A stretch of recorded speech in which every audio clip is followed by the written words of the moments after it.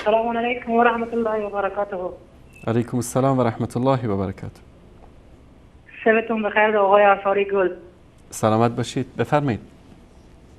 علاوه هستم از تاجیکستان شما را با تماس گرفتم. بفرمایید برادر عزیز.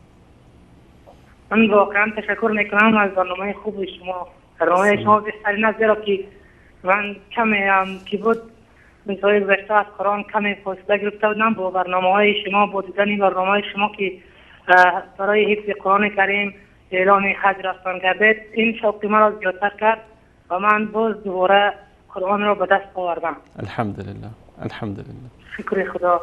الحمدلله. آقای انصاری گل، اگر امکانیت باشد خواهش میکنم برنامه عمر تیکه و برنامه حفظ قرآن کریم که روزهای یکشنبه تقسیم شود هرچی بر وقتتر باشد خوبتر میشد، زیرا که یکون وقت ما نمیتونیم برنامه شما را دیده، زیرا که در اینجا قوه برق خاموش میشود الکی بر وقتی که شما برنامه دارید.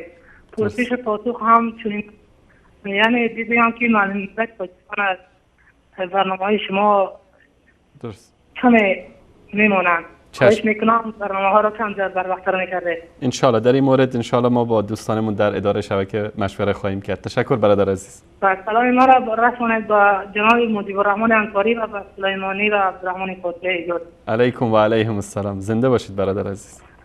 تشکر زیاد و احمد جان رسانید. سلامت باشید. الله متعال حفظتون کنه. تشکر از شما برادر عزیز. شما را هم حفظ کنه. زنده باشید. خدا نگهدارتون.